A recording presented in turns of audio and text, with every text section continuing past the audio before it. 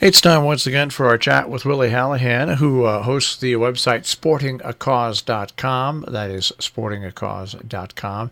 And Willie posts up there different sporting events that are also fundraising events. And it covers a wide area in our tri-state region. And we speak with Willie every week. Good morning, Willie. Good morning, Marshall. Thanks for having me on. Well, this is the week before the week. Yes, it is.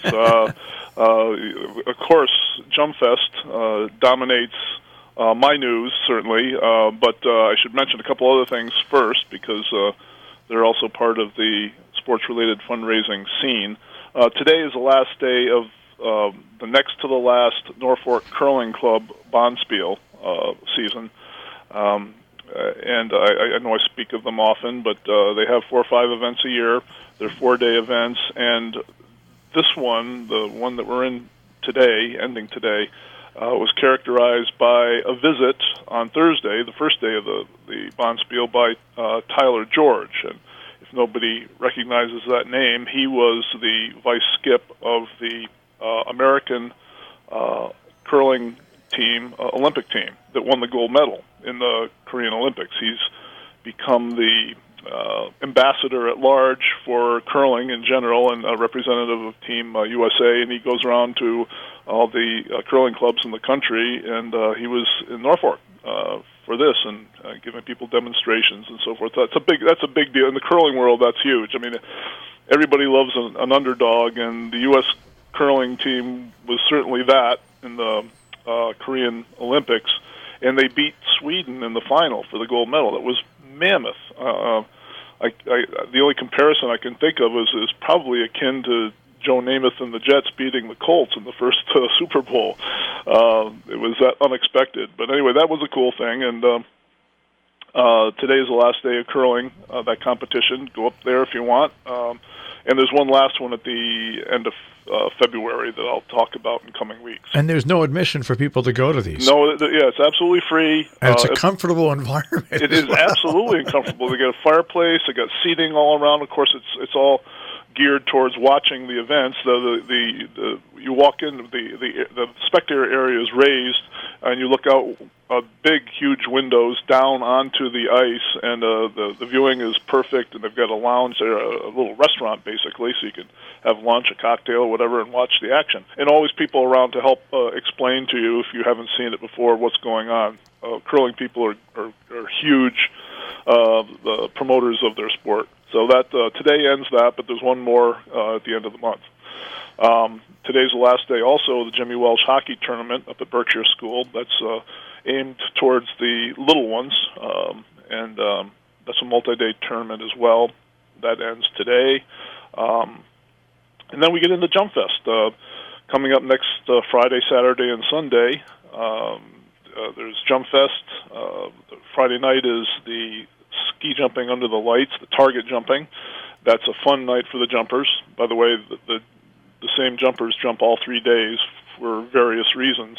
And Friday night is just fun for them. It's fun for the crowd, too, where the lights are on, so they're jumping under the lights. That's cool. They're trying to land on a target that's been painted on the landing hill, and there are prizes involved.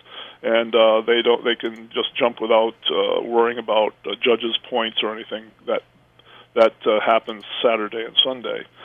And then after the target jumping's over, the human dog sled race ensues, and that's become one of the fun events of the 3 days. Quite frankly, those are 6-person teams, 5 people pulling one on sleds that the team designs themselves. Some are stripped down aerodynamic sleds, some are just outrageous, and there are trophies for first place in men's, women's, and mixed divisions, and there's a People's Choice Award for the team with the best sled or costume combination, and that happens after the after the target jumping is over.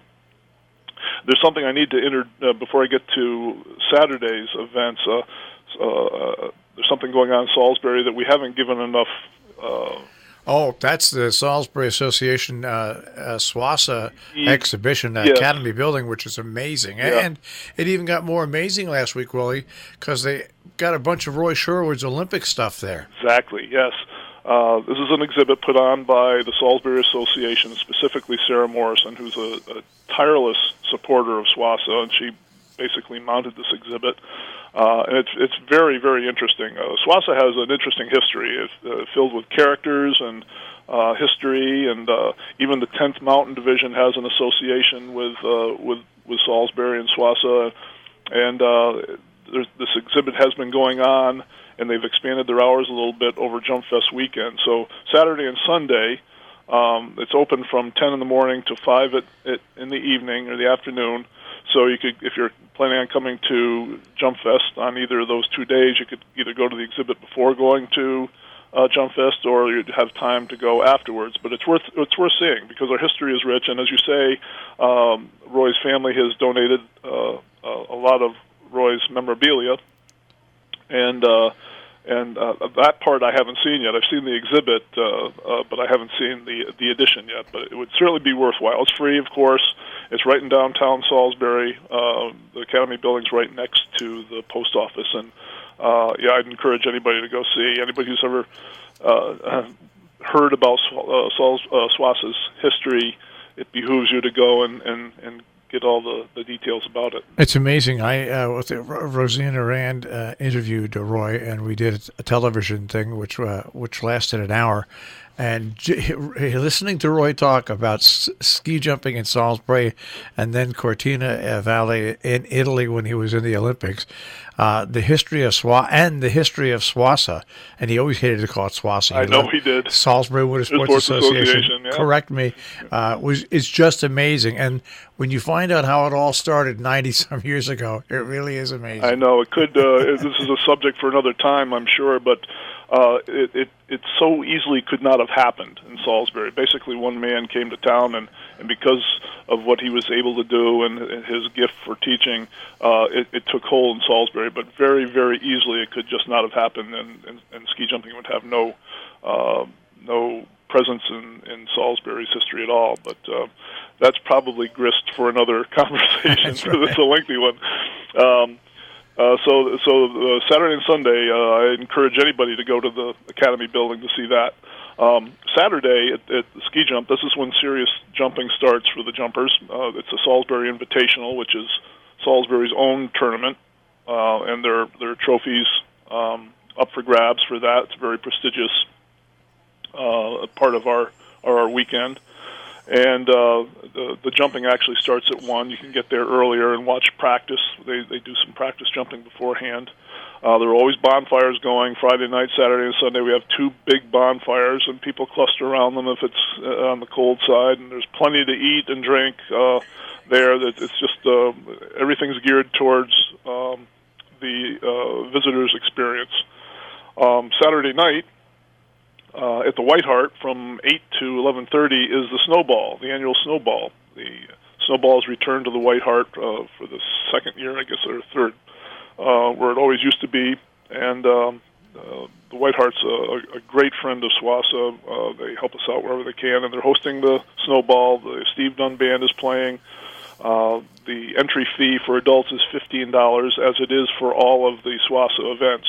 Friday night, Saturday, Sunday, the Snowball are all $15 for adults, and children 12 and under are free. We encourage, whenever we can, to get young people there, and that's why we have that fee structure, so that allows as many youngsters as possible to come visit.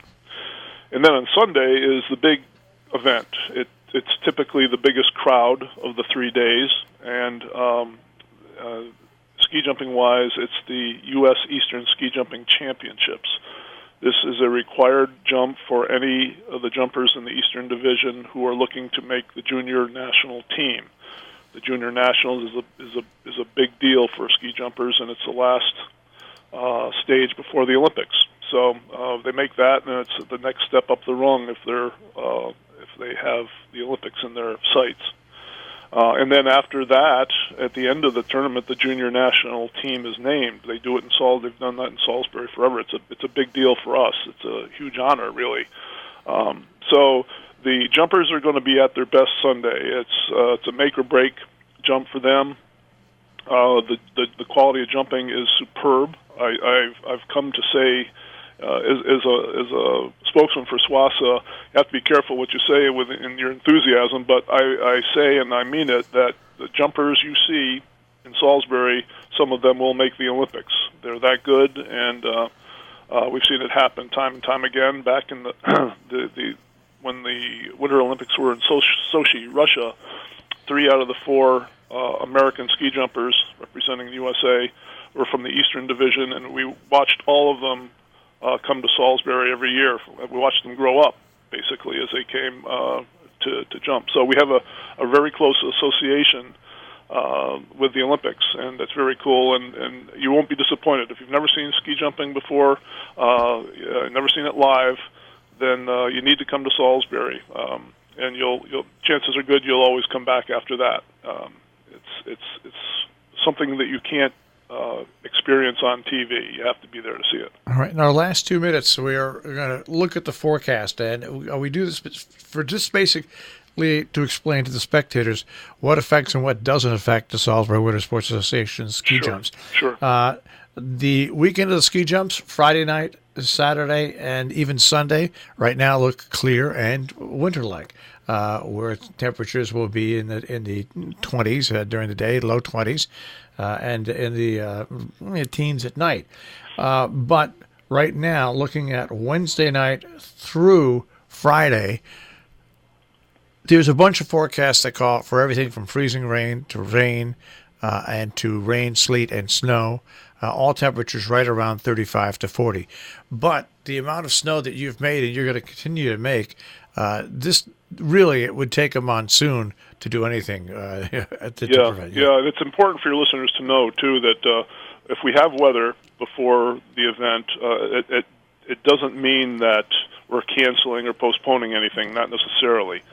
We made lots and lots of snow.